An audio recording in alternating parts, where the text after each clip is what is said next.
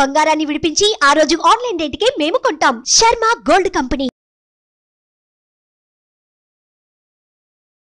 నమస్కారం, సుమన్ టీవీకి స్వాగతం.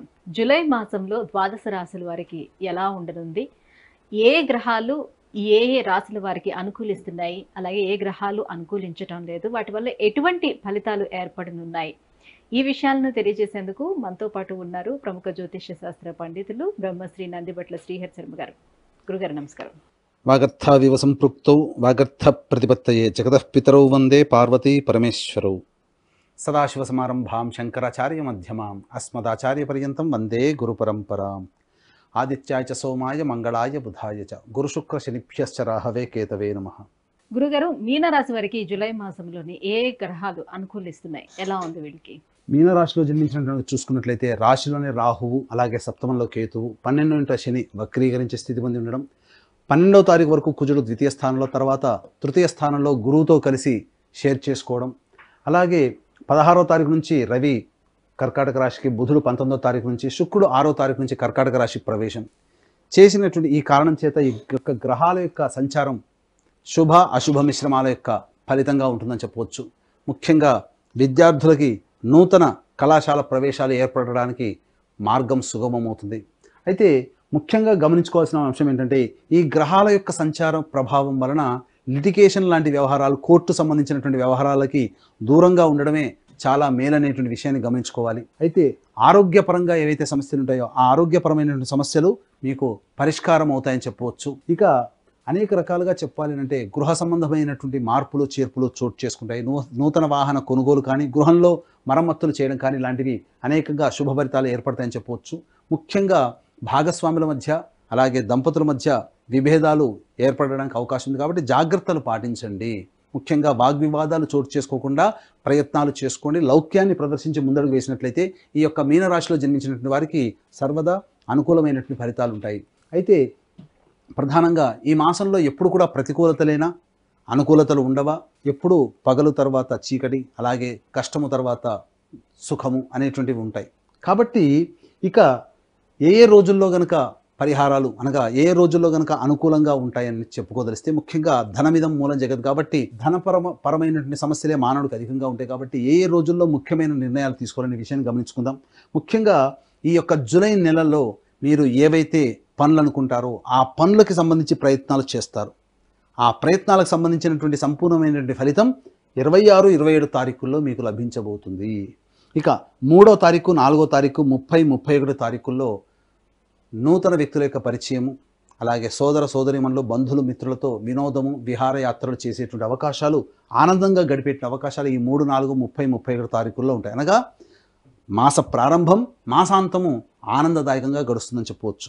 ఇక 10, 11, 12, 13, 14 తారీఖుల్లో మరియు 22, 23 తారీఖుల్లో ధనము అధికంగా లాభిస్తుంది.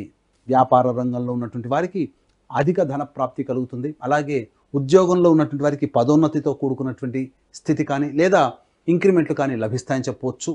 ఇక ఈ వ్యక్తులతో మనం ఇచ్చినటువంటి డబ్బు ఇక రాదు అని చెప్పి మీరు ఆశ వదులుకుంటారో ఆ వ్యక్తుల నుంచి మీకు ఇంటిమేషన్ లభించడం, కొంతవరకు ధనప్రాప్తి, ఆకస్మికమైనటువంటి ధనప్రాప్తి లభించడం జరుగుతుంది. ఇక 19, 20, 21 తారీఖుల్లో ప్రధానంగా ఉద్యోగ సంబంధమైనటువంటి విషయాల్లో కీలక నిర్ణయం తీసుకుంటారు. అలాగే ఉద్యోగ మార్పుకి కానీ, ఉద్యోగ బదిలీలకి కానీ సంబంధించినటువంటి ప్రయత్నాలు మీకు ఈ 19, 20, 21 తేదీల్లో అనుకూలిస్తాయని చెప్పవచ్చు. భవిష్యత్ ఆశాజనకంగా ఉండే నిర్ణయాలు ఈ 19, 20, 21 తారీఖుల్లో మీ జీవితంలో ఏర్పడబోతున్నాయి. కాబట్టి దానికి అనుగుణంగా మీ భవిష్యత్తు ఆధారమై ఉంటుందని చెప్పవచ్చు. కాబట్టి ఏతావాత ధన ప్రవాహం అధికంగా ఉన్నటువంటి కారణం చేత ఏదైనా కానీ ఖర్చు పెట్టాలి, ధనం కోసం ఎదురు చూసేవాళ్ళు 10, 11, 12, 13, 14 తారీఖుల్లో, 22, 23 తారీఖుల్లో కనుక మీరు ప్లాన్ చేసుకున్నట్లయితే అంతా మీకు మంచి జరుగుతుందని చెప్పవచ్చు. ఇక శుభం గురించి చెప్పుకున్నాం. ఇక ప్రతికూలతలు, అనుకూలంగా లేని రోజులు ఎలా ఉండబోతున్నాయి, ఎప్పుడెప్పుడు వీటికి సంబంధించినటువంటి నియమాలు పాటించాలని అనుకున్నప్పుడు ముఖ్యంగా 15, 16, 24, 25 తారీఖుల్లో అధిక ధన వ్యయం అయ్యేటువంటి అవకాశాలు ఉన్నాయి. కాబట్టి ఖర్చు పెట్టాల్సినటువంటి సందర్భం వచ్చినప్పుడు ఈ 15, 16, 24, 25, 3, 4, 28, 29 తారీఖులు మీరు వదులుకోవడమే చాలా మంచిదని గమనించాలి. 10 రూపాయలతో వస్తువు కొనుక్కుందాం అనుకుంటే 15 రూపాయలు ఖర్చు అయ్యేటువంటి అవకాశాలు ఉంటాయి ఈ 3, 4, 28, 29, 15, 16, 24, 25 తారీఖుల్లో. కాబట్టి జాగ్రత్తలు పాటించండి. ఇక 5వ తారీఖు, 6వ తారీఖుల్లో గృహంలో మార్పులు చేర్పులకి ఖర్చులు అధికంగా ఉంటాయి. ప్రశాంతత ఉండదు. సంతృప్తి లేనటువంటి జీవితాన్ని పొందుతారు. తల్లిగారి ఆరోగ్యం పట్ల శ్రద్ధ వహించాల్సినటువంటి పరిస్థితి. ఇక 7, 8, 9 తారీఖుల్లో మానసికమైనటువంటి ప్రశాంతత లేని కారణం, అనుకున్నటువంటి పనులు పూర్తి కావేమో అనేటువంటి ఒక భయాందోళనలు మీ యొక్క మదిలో ఉండడం వల్ల ఇబ్బందికర పరిస్థితులు, ఏ పని ముందుకు సాగకుండా వృధా కాలయాపన జరిగేటువంటి అవకాశాలు ఉంటాయని చెప్పవచ్చు. ఇక ముఖ్యంగా 17, 18 తారీఖుల్లో మీ సంతానంతో విరోధం ఏర్పడేటువంటి అవకాశం ఉంటుంది. కాబట్టి మీ సంతానంతో మీకు వాగ్వివాదాలు చోటు చేసుకుంటాయి. కాబట్టి లౌక్యంతో వాటిని దూరంగా ఉండండి అని చెప్పవచ్చు. ముఖ్యంగా సంతానం కోసం ఎదురు చూసేటువంటి వ్యక్తులు ఎవరైతే ఉంటారో 17, 18 తారీఖుల్లో ఆ నిర్ణయాన్ని వాయిదా వేసుకోవడం అనేటువంటిదే చాలా మంచిదైనటువంటి విషయాన్ని గమనించుకోవాలి. ఏతావాత చెప్పుకొచ్చిందే శుభ అశుభ మిశ్రమాల ఫలితాలు ఈ యొక్క మీనరాశిలో జన్మించినటువంటి వారికి ఉంటాయి. కాబట్టి జాగ్రత్తగా మీరు చెప్పినటువంటి విధానం, ఆ చెప్పిన రోజుల్లో కనుక మీ యొక్క నిర్ణయాలు కనుక ఉన్నట్లయితే తప్పకుండా మీకు మంచి జరుగుతుందని చెప్పవచ్చు. అయితే మీనరాశి వారికి ఏలిన నాడిశని ప్రభావం కూడా ఉన్నటువంటి కారణం చేత దైవానుగ్రహ ప్రభావము తప్పనిసరి. కావున దీన్ని దృష్టిలో పెట్టుకుని ఈ నెల 21వ తారీఖు రోజున గురు పూర్ణిమ సందర్భంగా దక్షిణ కైలాసంగా పిలువబడేటువంటి శ్రీకాళహస్తి క్షేత్రంలో విద్యార్థుల కోసం ప్రత్యేకించి దక్షిణామూర్తి, సరస్వతి హోమాలు, అలాగే ఏలిన శని ప్రభావం గురైనటువంటి, శని దోషానికి గురైనటువంటి వృషభ, మిథున, కర్కాటక, సింహతుల, వృశ్చిక, మకర, కుంభమీన రాశిలో జన్మించినటువంటి వారికి శనీశ్వర హోమం, అఘోర పాశుపత మంత్ర హోమంతో పాటు శ్రీకాళహస్తి క్షేత్రంలో రాహుకేతు పూజలు, అలాగే వివాహం, ఉద్యోగము, అనారోగ్య సమస్యలకి నివారణకి 18 రకాల హోమాది కార్యక్రమాలు కేవలం 1500 రూపాయల రుసుముతో మీ గోతనామాదులతో చేయించడం జరుగుతుంది. అలాగే ఈ యొక్క సంవత్సరం అంతా కూడా మా పీఠం ఆధ్వర్యంలో కార్యక్రమాల్లో మీ కుటుంబ సభ్యుల గోతనామాదులు అందరితో సహా నమోదు చేసుకోదలిస్తే నమోదు చేసుకోవచ్చు. అవకాశం ఉన్న వాళ్ళు కార్యక్రమ తదనంతరం కాంటాక్ట్ చేసి పూర్తి వివరాలు తెలుసుకోండి. ఈ నెల 21వ తారీఖు రోజున గురు పౌర్ణమి సందర్భంగా శ్రీకాళహస్తిలో జరిగేటువంటి కార్యక్రమంలో కేవలం అతి కొద్ది మందికి మాత్రమే అవకాశం అనేటువంటి ఉంది. కాబట్టి ఈ యొక్క అవకాశాన్ని వీక్షించేటువంటి సుమన్ టీవీ ప్రేక్షకులు సద్వినియోగపరచుకోగలరని చెప్పవచ్చు. గురుగారు, ఇంకా ఎటువంటి పరిహారాలను పాటించాలి? ఏ దైవారాధన చేసుకోవాలి వీళ్ళు?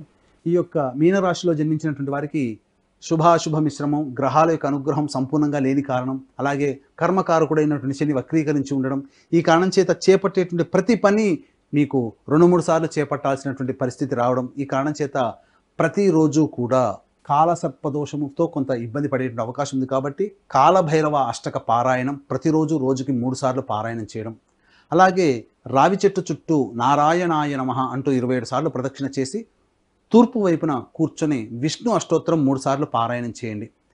వెంట తెచ్చుకున్నటువంటి రాగి చెంబులో నీటిని ఆ రావి చెట్టు మొదట్లో వేసి వెనక్కి తిరిగి చూడకుండా ఇంటికి వచ్చేయండి. ఇక శనివారం రోజున వెంకటేశ్వర స్వామి వారికి అర్చనాభిషేకాదులు లేదా శ్రవణ నక్షత్రం రోజున వెంకటేశ్వర స్వామి వారి కళ్యాణం జరిపించండి. ప్రధానంగా మీరు ఏ సమస్యతో ఉంటారో ఆ సమస్య పరిష్కారం అవుతుంది. ముఖ్యంగా అనుకూలంగా లేని రోజులు మీ యొక్క జాతకరీత్యా 7, 8, 9, 15, 16, 24, 25, 3, 4, 28, 29 తేదీలు. ఈ తేదీలలో ధన వ్యయం అధికంగా ఉంటుంది. కాబట్టి జాగ్రత్తలు పాటించండి. మంచి శుభ ఫలితాలు పొందుతారని ఈ మీనరాశి వారికి చెప్పవచ్చు. గురుగారు, మీనరాశి వారికి జూలై మాసం ఎలా ఉంటుందని విశేషాలను తెలియజేసినందుకు ధన్యవాదాలు. సర్వం శ్రీ ఉమామహేశ్వర పరబ్రహ్మార్పణమస్తు. సుమన్ టీవీలో మీ పర్సనల్ అండ్ బిజినెస్ ప్రమోషన్స్ కోసం కింది నెంబర్కి కాంటాక్ట్ చేయండి.